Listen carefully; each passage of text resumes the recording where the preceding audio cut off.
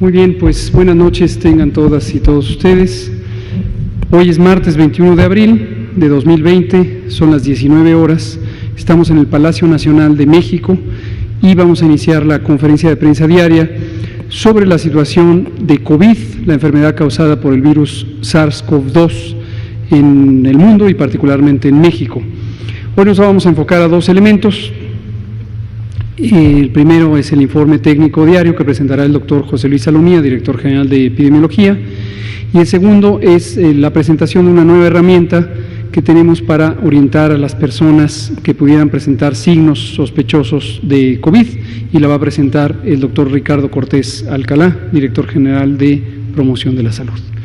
Yo estaré nada más moderando la sesión. Doctor Salomía, por favor. Muchas gracias, señor secretario. Muy buenas noches con todas y todos. Vamos a iniciar con la actualización de los panoramas tanto internacional como nacional. Esta imagen que la venimos ya viendo desde hace un buen tiempo. Hoy día tenemos un puntito porcentual menos, 47%. Vemos cómo sigue contrayéndose la pandemia, recordando que este 47% representan las personas con inicio de síntomas, casos confirmados con inicio de síntomas precisamente en los últimos 14 días y que por lo tanto pues representan la actividad de la pandemia en sí, de las diferentes epidemias que están pasando en los países. Prácticamente no hubo un movimiento puntual en la diferencia entre la región de Europa y la región de las Américas, aunque se mantiene aún por poquito todavía la región de las Américas incrementado en concentrar la mayoría, digamos, de los casos en el mundo, ¿verdad? 45.6%. La siguiente diapositiva podemos ver tres datos que tienen que ver con casos confirmados por laboratorio. El primero son los casos confirmados acumulados, es decir, todas aquellas personas desde que inició, se detectó el primer caso confirmado en México y que han salido positivos a la prueba de laboratorio, 9.501, esa es la actualización para hoy. Presentamos un nuevo dato, de hecho lo estábamos manejando ya desde las presentaciones de ayer, porque además es un dato o es un grupo de personas sobre el cual queremos enfocar la información. 34% de esos 9.501, que representan 3.185 casos confirmados, son precisamente los que iniciaron con signos y síntomas de enfermedad en los últimos 14 días. Así como lo veíamos en el mapa mundial, este grupo de personas que enfermaron y que fueron confirmadas por laboratorio representan precisamente la epidemia activa en México, es decir, son las personas que al corte de la base de datos están en ese periodo de actividad, por lo tanto son aquellas que pueden seguir transmitiendo la enfermedad, de no llevar a cabo las medidas correspondientes, ya sean de resguardo domiciliario o de los procesos de bioseguridad que se llevan al interior de los hospitales cuando estos pacientes están siendo atendidos en el segundo o en el tercer nivel de atención. Es de aquí de donde puede continuar propagándose la transmisión y por lo tanto mantenerse activa para nuestro país. Y también como dato confirmado, es decir, con prueba de laboratorio positiva, lamentablemente 857 defunciones que también se acumulan, o sea que han sucedido durante toda la epidemia en México en este año 2020. En la siguiente diapositiva, y vamos a ver en todas las que siguen justo este enfoque, estamos hablando de este 34%, o sea, una tercera parte de todos los casos que se han confirmado en México, pero que como decía, representan la epidemia activa, son los casos que en los últimos 14 días se han llevado a cabo. Y entonces también vemos una distribución de estos 3.185 casos en el territorio nacional y en el mapa que de alguna manera estábamos ya acostumbrados también a ver con la carga total de enfermedad, pero ahora un mapa que nos permite dar un seguimiento más puntual, porque al estar dando seguimiento a la epidemia que se encuentra activa, podemos ver precisamente en cada una de las entidades federativas y en base a la carga de enfermedad, que es la que representa este mapa, dónde está sucediendo la transmisión más reciente y dónde entonces podemos tener el riesgo de que la transmisión continúe o en su momento se disperse a entidades entidades vecinas, y claro, esto depende también de la movilización y las actividades sociales que lleven a cabo las personas que han sido confirmadas. En el siguiente gráfico vemos la distribución de estos 3.185, pero ahora por carga de enfermedad, es decir, cantidad de casos, para que en su momento también podamos ver esa distribución por entidad. Es una tabla similar al mapa, nada más que aquí la ponemos para que ustedes puedan tener los datos puntuales, o sea, la carga de estos últimos 14 días distribuida por entidad federativa. La siguiente diapositiva, por favor. Aquí vemos la tasa de incidencia, que igual es una tasa de incidencia por 100,000 habitantes, pero que está ajustada a los 3.185 casos confirmados. Estamos viendo una tasa de incidencia de la actividad, ¿no?, de lo que se encuentra activo de la epidemia en México. Y bueno, esto puede contrastar también un poco con el primer mapa, que es el que nos muestra en las escalas colorimétricas la color más oscuro, nos estaría hablando de más carga de enfermedad. Igual aquí, un color más oscuro nos habla de una tasa de incidencia más elevada y por lo tanto una transmisión y una afectación poblacional más elevada para el Estado, y que además, al estar en una base poblacional, nos permite entonces sí hacer una comparación entre entidades federativas y decir dónde está ocurriendo la transmisión y la dispersión más reciente de la enfermedad. Más allá que esté pintado todo el Estado, ustedes saben que en el mapa municipal, que también se actualiza todos los días, podemos tener la puntualidad al interior de cada entidad federativa de dónde está concentrada la transmisión, si es dispersa para la entidad federativa o si se encuentra concentrada en algunos de sus principales municipios que tienen a lo mejor la mayor intensidad demográfica. En la siguiente diapositiva tenemos esta misma tasa que la vimos en el mapa, pero ahora distribuida en su momento para que ustedes puedan identificar en el orden de mayor tasa de incidencia a menor tasa de incidencia cuáles son estos estados que están teniendo la actividad más reciente o la epidemia activa en México. La siguiente diapositiva, por favor. Aquí vemos la carga acumulada también de estos 3.185 casos, es decir, cómo se va acumulando en función de las últimas semanas. Y entonces podemos ver cómo, a medida que va avanzando el tiempo, los días, lógicamente tenemos la mayor carga acumulada, que es decir, una transmisión más reciente. Cuando nos vamos a los últimos días, vemos que realmente ya son pocos los casos que se encuentran activos, lo cual nos habla precisamente de una epidemia activa y que todavía se encuentra transmitiéndose entre la población. La siguiente, por favor. Ahora sí entramos en el análisis de las defunciones, de estas 857 lamentables defunciones que han ocurrido. Vemos cómo continúa una proporción incrementada en hombres, 69%, y se ha mantenido prácticamente desde que iniciaron las defunciones en alrededor de un 70%, siempre ha sido la afectación a los hombres. Tenemos la distribución por edad quinquenal y a su vez también distribuida entre hombres y mujeres, para en su momento poder identificar cuáles son, en base a la carga de funciones, las edades que en su momento pueden estar presentando la mayor carga. Lógicamente siempre vemos más barras azules que verdes porque tienen que ver con esta proporción que acabamos de hablar, que son el 69% han sido hombres, por lo tanto vemos dónde se encuentran y en qué grupos estas defunciones. La mediana de edad ha sido 59 años, ¿sí?, aunque ha habido un rango bastante amplio en función de las defunciones que han ocurrido. La siguiente, por favor. Gracias. Aquí tenemos las defunciones distribuidas por fecha de ocurrencia, es decir, por la fecha en la que ocurrió la defunción. Y además también colocamos, en complemento a la barra azul, que son las defunciones confirmadas, colocamos una barra de color naranja que representan las defunciones que todavía tienen la clasificación de ser sospechosas, es decir, todavía al corte de la base no teníamos un resultado de laboratorio que nos permitiera decir que son ya defunciones que están en las barras azules, pero ahí podemos notar un poco también, pues son prácticamente defunciones que han ocurrido en la última semana.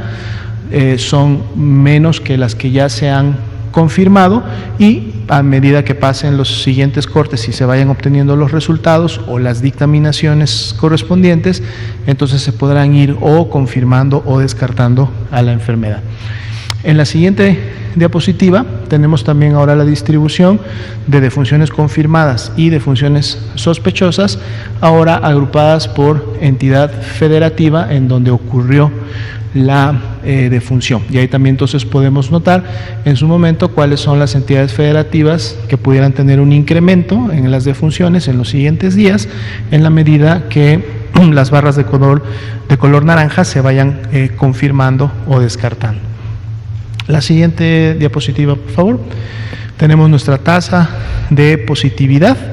Podemos ver cómo ya para entre el 11 y 13 de abril, prácticamente el 13 de abril, se supera la positividad del 30%, de hecho estaríamos prácticamente ya en un 33% de positividad, o sea, un tercio de todos los casos sospechosos están siendo COVID, y veíamos cómo comentábamos estos de semanas anteriores, en donde iniciábamos con un porcentaje de 15, de 20, que esto se estaría incrementando.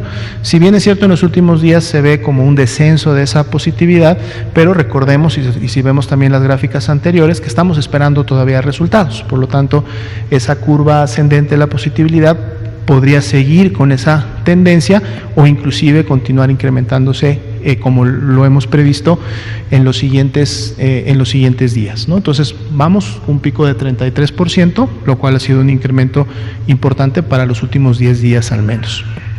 La siguiente diapositiva, por favor.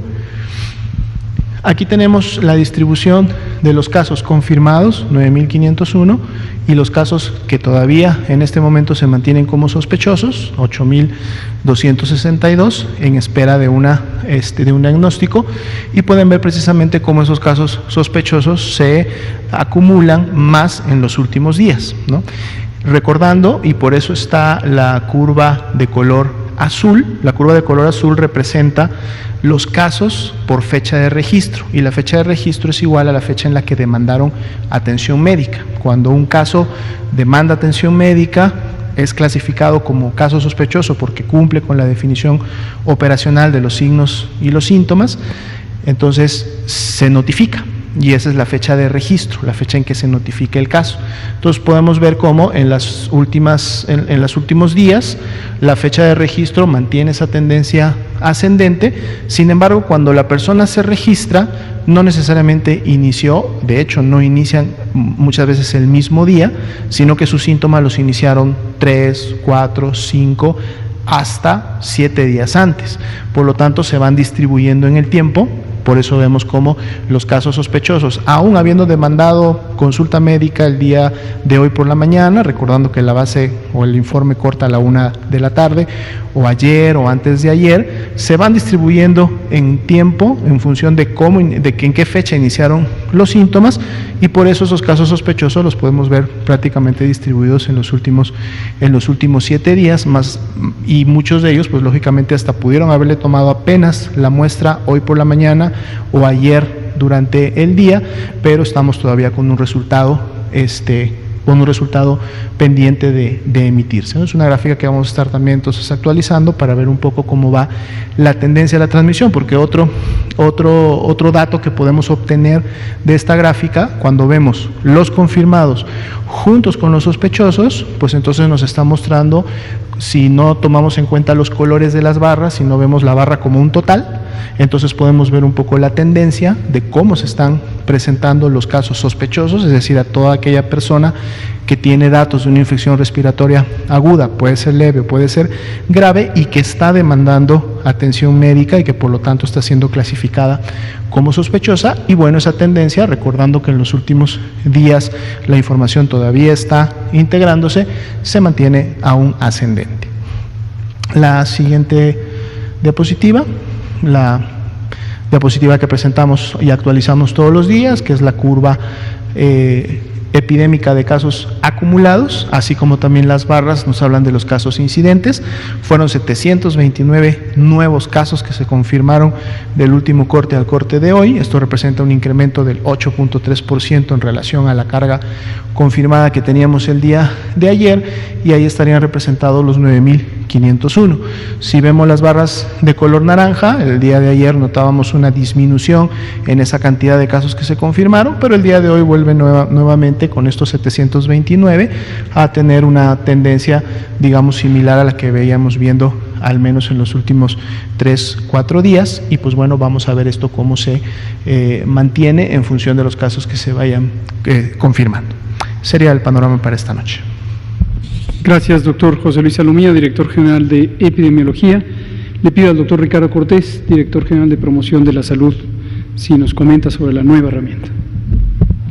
Muchísimas gracias, doctor. Muy buenas tardes, tengan todas y todos en casa y en el Palacio Nacional. Una de las principales herramientas de comunicación que se usan actualmente es el WhatsApp. Y a partir de hoy podremos mandarle un WhatsApp a su sana distancia. La siguiente, por favor.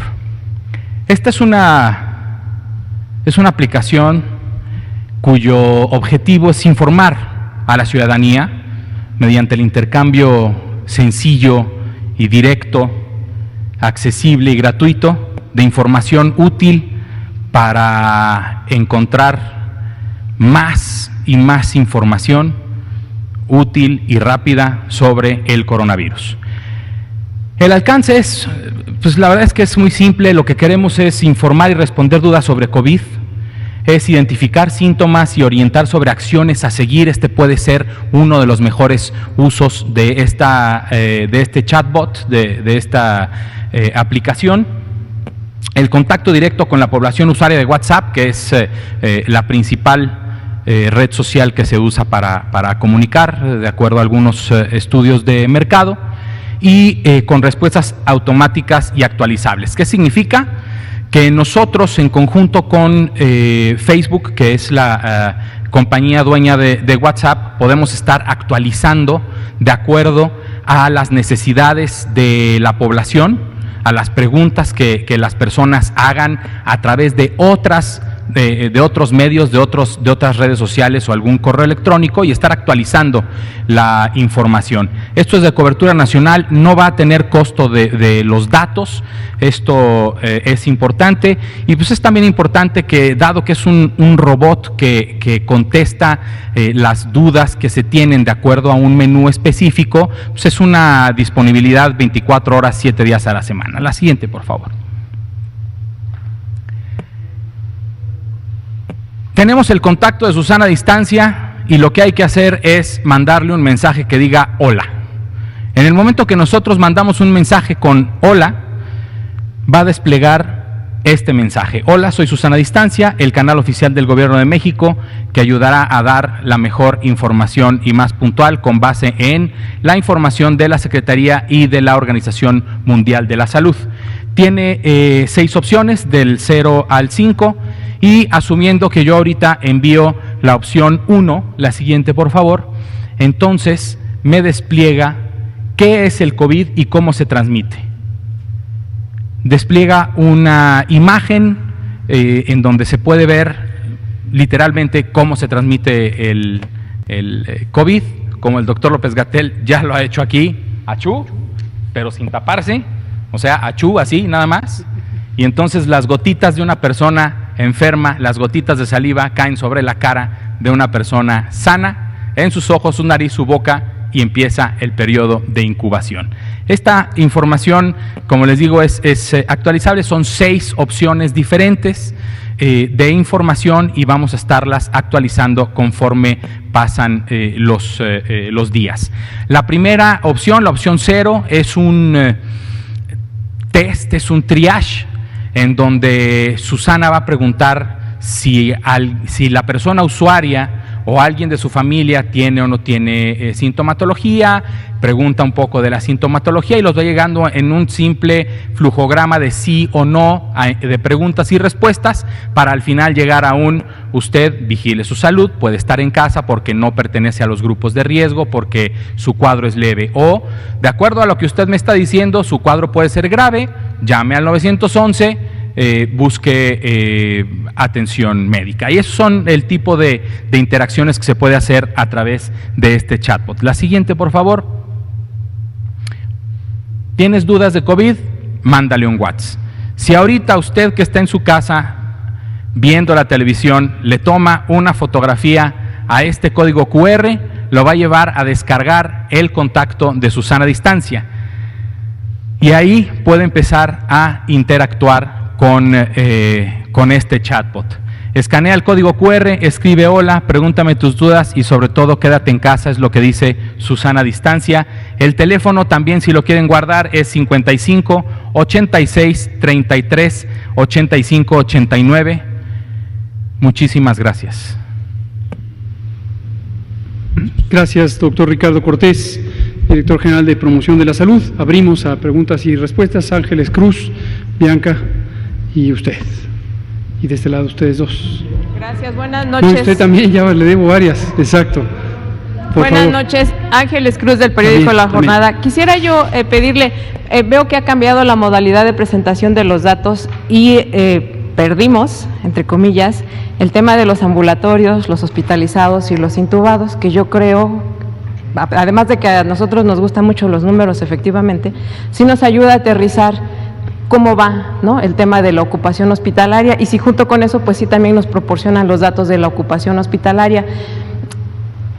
Más o menos se ha sabido, ¿no?, lo que pasa en la zona metropolitana, pero si con mayor puntualidad pudiéramos tener esa información de cómo van ocupándose, sobre todo las camas para pacientes críticos, y lo que va quedando o lo que se va agregando con nuevos ventiladores, en fin, esa información sí periódicamente nos la pueden dar. Muchas gracias. Y lo otro sí diario, si pudiera ser, ¿no?, lo de los cómo se distribuyen los pacientes entre ambulatorios y hospitalizados y los críticos. Si esto también puede ser por regiones y incluir específicamente, le voy a preguntar ahora sobre la frontera norte.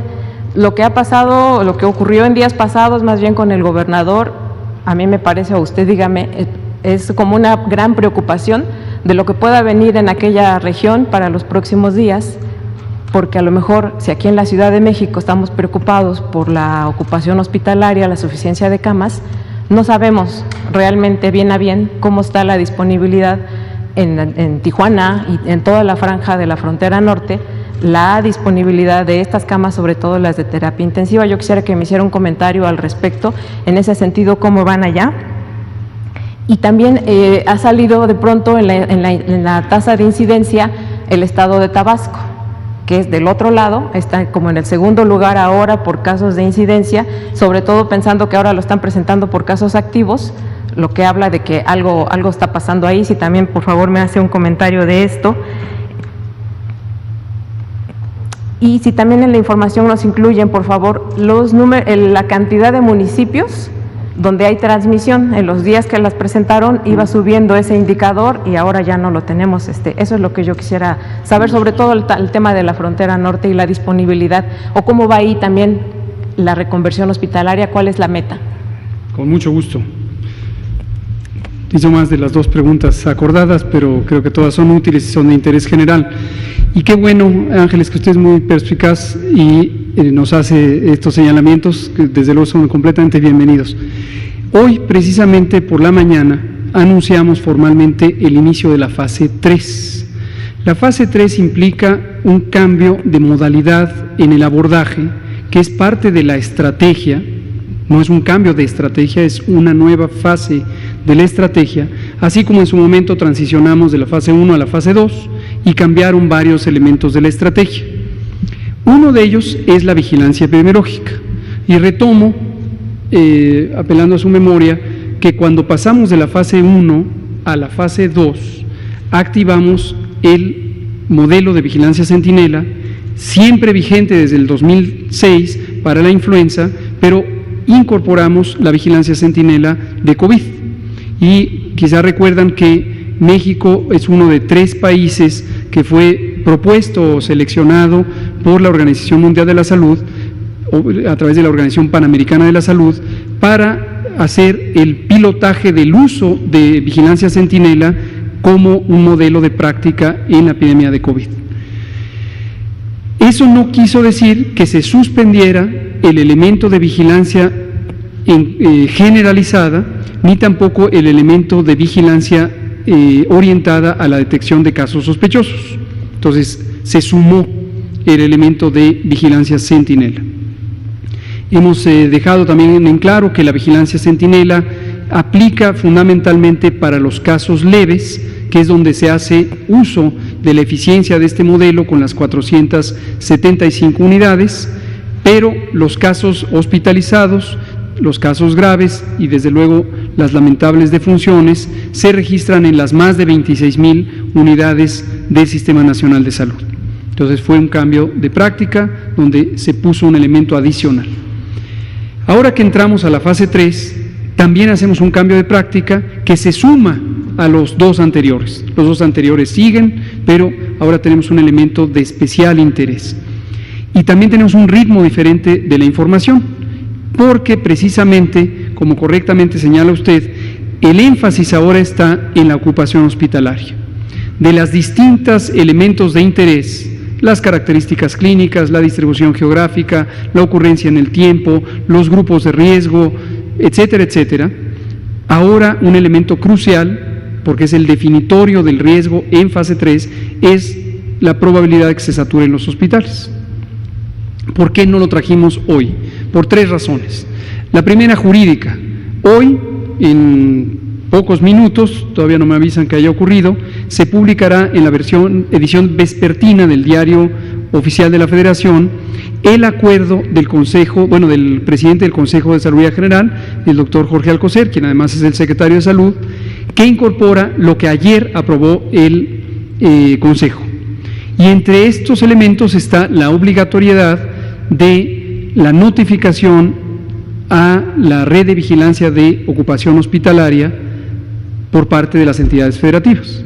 Entonces, hoy entra su carácter legal, no podíamos anticiparnos con algo que ya tenemos en la parte técnica, pero que hoy cobra un carácter oficial. El segundo es la organización de los distintos territorios de interés. ¿A qué me refiero con ello? A lo largo de los últimos 10 días, para cubrir de manera más eficiente el apoyo federal a las distintas zonas de alta transmisión, se han designado coordinadores del gobierno federal, coordinadores y coordinadoras, que apoyen a una serie de aspectos que tienen que ver con la operación más allá del Sistema Nacional de Salud. Y estos coordinadoras y coordinadores también están auxiliando un poco en acuerpar o acompañar el proceso de reconversión hospitalaria en los aspectos que tienen que ver más allá del sistema de salud. Les pongo un ejemplo muy concreto. El canciller Marcelo Ebrard ha sido designado como coordinador de los coordinadores y él ha jugado un papel crucial, que se lo agradecemos mucho, en la formulación de este acuerdo con el sector privado, que esta misma mañana volvimos a hablar de él, y es el tipo de acciones que van más allá del sector salud en sí mismo. Y la tercera razón es que las distintas regiones tienen una práctica de notificación cuyo enfoque va más allá de una entidad federativa. Entonces, tradicionalmente, los eventos de interés en vigilancia epidemiológica se notifican por cada estado, pero aquí estamos hablando de regiones que son multiestado. El ejemplo más claro, la región metropolitana del Valle de México, y aquí la doctora Sheinbaum ha sido propuesta para que cumpla este papel de coordinación por la buena relación que tiene con el gobernador del Mazo, y ya fue de hecho nuestro primer modelo de coordinación. Pero entonces la información que ella misma presenta todos los días es la información de la zona metropolitana. Entonces, por todas estas razones, no quisimos meter un elemento de confusión ahorita, cuando todavía todo esto está en vías de aterrizarse. El sistema de información existe, lo hemos estado trabajando y piloteando desde hace varios días, pero entrará en funciones y cuando tenga información estable lo estaremos presentando. Necesita ser en tiempo real, porque si se retrasa 24 horas, empieza el desfase de información con lo que había de ocupación ayer y lo que hay hoy, y no queremos que esto cause confusión. ¿No era obligatorio que notificara la ocupación hospitalaria? No para este elemento, no era un elemento constitutivo del sistema de vigilancia epidemiológica, lo empezamos a preparar en fase 2 y ahora ya se piloteó, ya lo estaban utilizando, pero no era un elemento obligatorio. Entonces no sabemos cómo está la ocupación hospitalaria. Sí lo sabemos, pero con un mecanismo que no es eficiente. Era eficiente para fase 2, donde no hay una velocidad de ocupación tan grande, pero definitivamente no sería eficiente para fase 3. Entonces necesitamos el correcto para la fase 3, es esta plataforma, y la obligación llevará a que todos los estados notifiquen. Frontera Norte y Tabasco, le voy a pedir al doctor Alomía si nos comenta sobre Frontera Norte y Tabasco. Claro, de hecho, comentar que precisamente la transmisión pues es la que se presenta, es decir, los datos que se están en un momento integrando y sobre todo cuando se enfocan a las últimas 2 semanas en donde se están llevando a cabo los casos, precisamente nos empiezan a revelar a lo mejor tendencias o cargas que en su momento estaban un poco más ocultas porque estábamos viendo a todos los acumulados desde que inició la transmisión. Eso es un poco también de la utilidad de poder enfocar los productos de información a las últimas 2 semanas, que es donde se tienen los casos activos. Y efectivamente, si en un momento vemos que una entidad federativa, como sería la de Tabasco, tiene un color más oscuro, lo que quiere decir que su tasa de incidencia acumulada de los últimos 14 días es más notoria que otras entidades federativas, es porque efectivamente está ocurriendo una transmisión más reciente.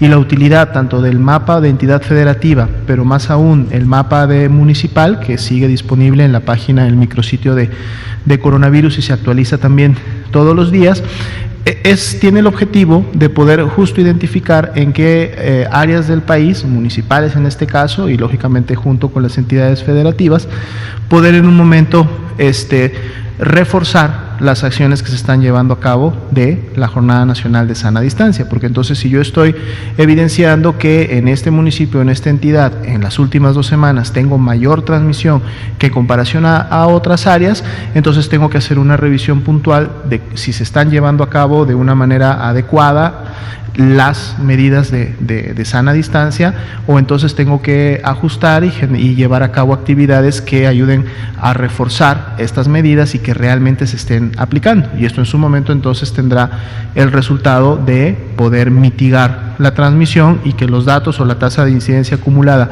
para cada uno de estos estados, que por eso la podemos ver en barras, pueda estabilizarse o inclusive empezar a disminuir, porque como vamos a estar dando seguimiento a los últimos 14 días y no necesariamente a todos los acumulados, entonces una tasa que si va avanzando este periodo de 14 días en el tiempo y empiezo a tener menos casos o empiezo a controlar la transmisión, entonces la tasa va a ir disminuyendo, a diferencia de la otra tasa que lo único que podía hacer era incrementar en función de los acumulados. Recordando que toda esta información igual continúa disponible en la base de datos abiertos, se puede descargar, ahí tenemos un nominal más completo para poder en su momento conocer todos los acumulados o todos los casos que en su momento hasta este momento han sucedido.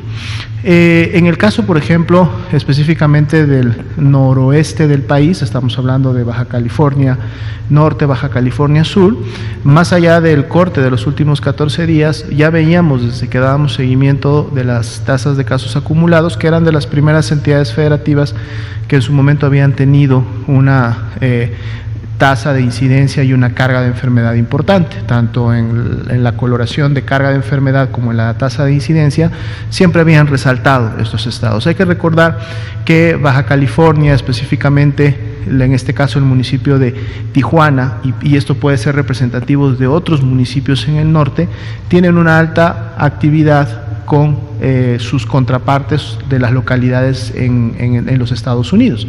De hecho, es sabido que el municipio de Tijuana y en su caso el condado de donde está la localidad de San Diego, en los Estados Unidos, tienen una alta interacción. Entonces esto en su momento lógicamente incrementa el riesgo, dado que, como ustedes también saben, en el tiempo la transmisión y la cantidad de casos fue importante. Primero en Estados Unidos, California fue uno de los primeros estados de los Estados Unidos que presentó una alta tasa de transmisión.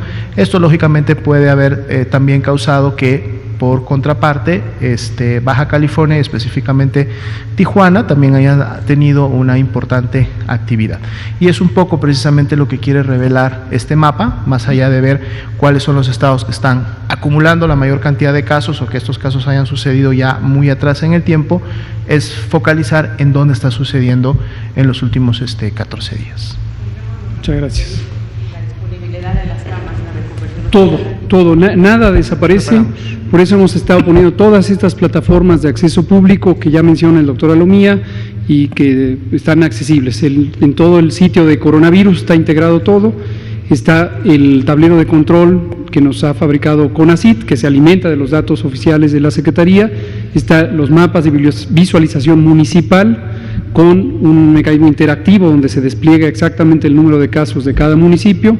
Están las bases de datos íntegras, obviamente sin identificadores personales, de datos abiertos para que puedan ser explotadas y analizadas por cualquiera que tenga el interés y la capacidad de hacerlo. Nada desaparece. Pero sí queremos irles familiarizando con este cambio de enfoque, dado que el tiempo es reducido aquí. Nos interesa que estén con la información que es más relevante para la fase 3. Y aprovecho para hacer 3 aclaraciones que tenemos, bueno, 2 aclaraciones y una noticia que nos gustaría celebrar. Ahorita seguimos con las preguntas. La primera es, hoy tuvimos como cada martes la reunión, esta es ya la tercera, con los secretarios y secretarias de salud de los estados. El doctor Marco Antonio Cantú, secretario de salud de Morelos, nos hizo un comentario que vengo aquí a presentar. Nosotros habíamos planteado, parece un tema de nomenclatura, pero para no causar confusión, habíamos planteado las distintas etapas como escenarios, y recordarán que le llamábamos escenarios a propósito para que no hubiera una confusión sobre la expectativa de que necesariamente de una pasaba a la otra, porque entre las posibilidades existe que la etapa 2 pudiera ser muy corta y que directamente se pasara del escenario 1 al escenario 3. No fue así, duró varias semanas, más de 2 semanas, pero en fin, el punto es reconciliar aquí la nomenclatura. Al inicio la llamábamos escenarios, un poco por la acción de la narrativa de comunicación, creo que fueron ustedes quienes le empezaron a llamar fases o etapas, y nosotros también nos acostumbramos a llamarles fases o etapas, pero es lo mismo, son momentos definidos de la epidemia, que en este caso han tenido una progresión y podemos usar el término fase o etapa. No confundir, sin embargo, con algunos documentos técnicos en los que tenemos el uso de la expresión fase o etapa, por ejemplo, para la reconversión hospitalaria. Entonces, no confundir que las etapas o fases de la reconversión hospitalaria corresponden con estos momentos de la epidemia. Son 2 cosas distintas, se usa la misma palabra y por eso quisimos hacer la aclaración. La segunda aclaración es, anoche a las 10:30 estuve en un programa de televisión y la periodista estuve en 2, pero en uno en vivo, y la periodista me preguntó sobre la discrepancia de datos estatales versus federales y me mostró 2 ejemplos. Uno fue el caso de Baja California y me limité a expresarme sobre este caso porque tenemos la evidencia directa de lo que ya hemos explicado, y expliqué anoche que había un problema de falta de carga de los datos que ya hemos indicado, se producen en los estados y no en la federación. Entonces, en la medida en que se cargan en tiempo literalmente real, están a disposición nuestra. Pero no comenté nada sobre el otro estado, que fue Tamaulipas. Y aquí quiero dejar en claro que yo no tengo prejuicio alguno, ni tenía evidencia de que Tamaulipas estuviera incurriendo en un error, y por lo tanto quiero hacer esa aclaración. La doctora Gloria Molina es la secretaria de Salud del Estado, es una profesional extraordinariamente competente y comprometida, y yo sé que trabaja muy bien ella y todo su equipo. Y la conversación con ella nos permitió detectar un elemento que explica la discrepancia y es la colaboración de los laboratorios privados.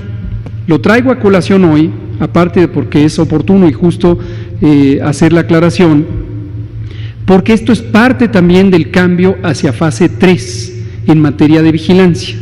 Retomo, recordarán que desde el inicio nos interesó desconcentrar el diagnóstico y abrimos la convocatoria. De hecho, estuvimos trabajando en el diseño de la estrategia con asociaciones de laboratorios privados, porque nos interesaba que todo el que quisiera hacer pruebas las hiciera, solamente dos condiciones. Uno, demostrar que las pruebas eran competentes. Y el INDRE, en uso de sus facultades, ha estado haciendo una evaluación comparativa de los estuches diagnósticos, es decir, la tecnología que se utiliza para la PCR, y también en su momento, para quien lo solicitó, del desempeño de los laboratorios, una evaluación comparativa. En este momento tenemos 81, ¿cierto, doctora Lomía? 84 laboratorios, que la gran mayoría son ya laboratorios privados, más o menos mitad y mitad. Digamos un 30%. 30% son laboratorios privados que dan servicios. Entonces, regreso a Tamaulipas, la discrepancia procede del hecho de que el laboratorio privado que opera en Tamaulipas produce resultados que nosotros tenemos acceso a los mismos, porque la modalidad de vigilancia para fase 2 era tener incorporados con los datos mínimos, básicamente saber cuántos positivos, cuántos negativos, es decir, cuántas pruebas se hacían, cuántos resultaban positivos, y era uno de los índices de positividad que abonan precisamente a lo que ya hemos presentado. Hacia fase 3 vamos a cambiar la modalidad y los laboratorios privados también van a tener una ficha básica para registrar nominalmente sus casos. Entonces, los laboratorios, en la medida en que van a ser auxiliares en la parte diagnóstica de esta fase rápida, también nos interesa que lo hagan de una manera más eficiente. Esto explica, y quería dejarlo en claro, mi respeto y amistad con la doctora Gloria Molina, secretaria de Salud de Tamaulipas. Lo tercero no es una aclaración, sino es una felicitación.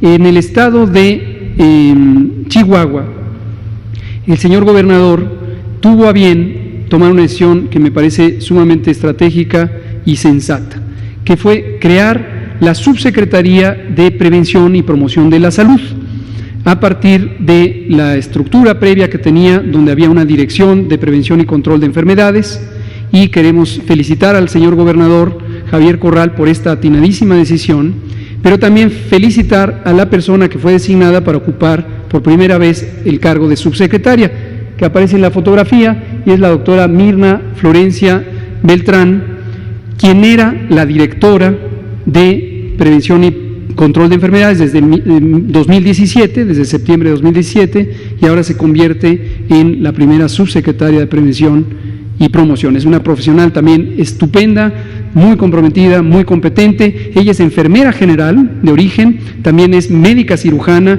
y es maestra en gestión directiva de salud.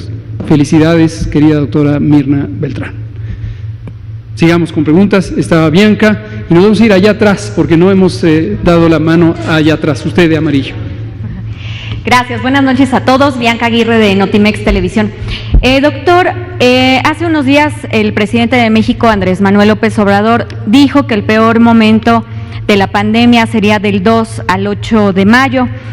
Hoy Esteban Moctezuma, secretario de Educación Pública, dijo que el 1 de junio regresarían los niños a la escuela. ¿No sería muy pronto el regreso? Es decir, ¿estaría ya muy relajado todo? ¿Qué pasaría? Gracias. Gracias, Bianca, por el señalamiento. Nos sirve para al menos dos mensajes. El primero, esta misma mañana, cuando comentamos esto, nos preguntaron lo mismo. Me parece completamente legítima la preocupación de si no estamos en tiempo muy cerca del momento cumbre del ACME, de la curva epidémica, del momento de máxima transmisión.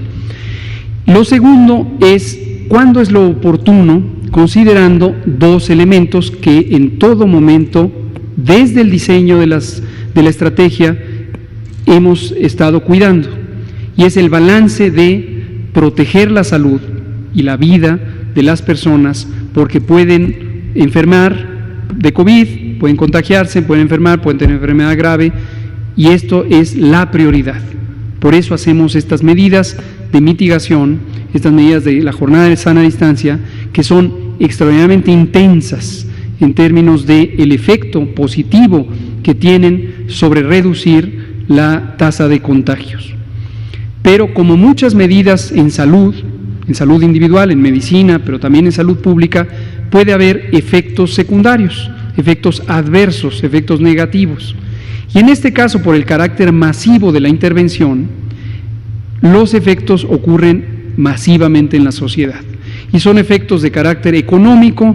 Por varias semanas hemos aclarado que no es un interés de proteger a los propietarios de la riqueza, sino entendiendo que la generación de riqueza en un país implica la posibilidad de que un país sea económicamente viable.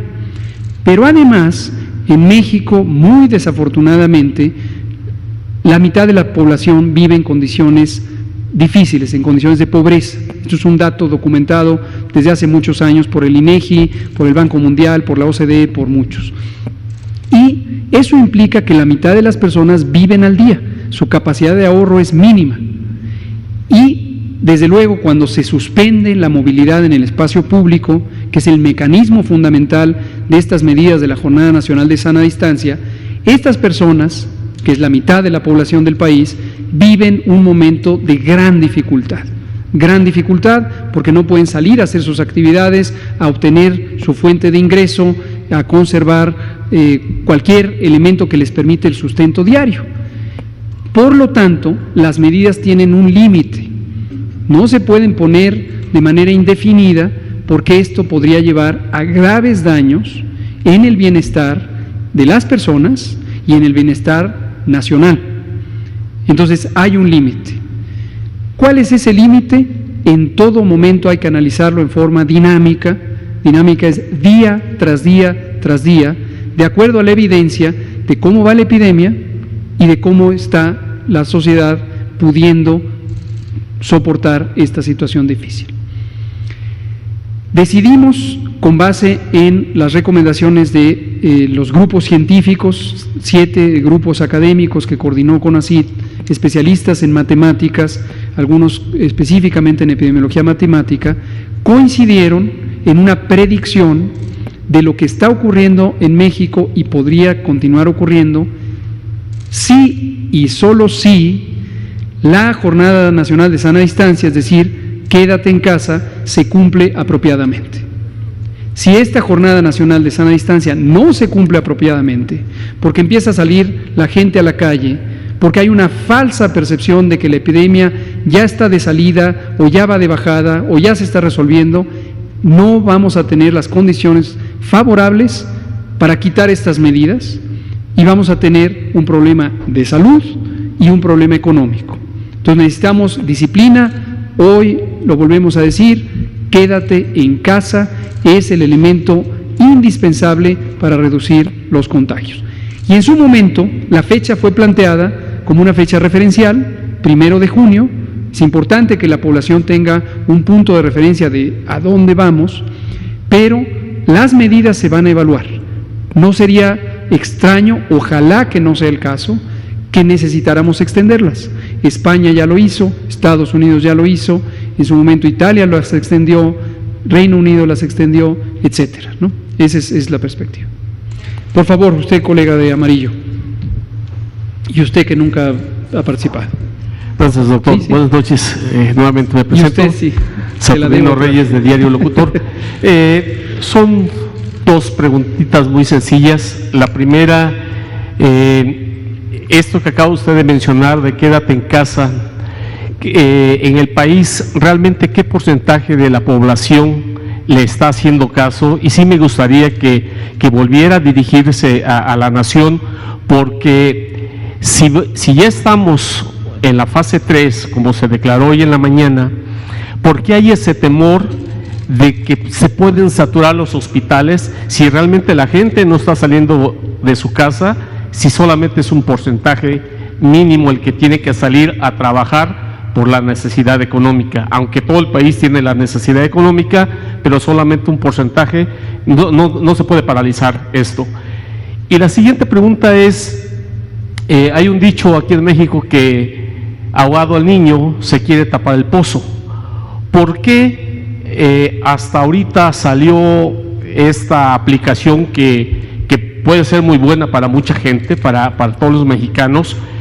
¿Cuánto tiempo les llevó a hacerla y por qué sale hasta el día de hoy, cuando pudo haber salido a lo mejor iniciando la primera fase, teniendo ya conciencia de los escenarios que había en Europa, en China?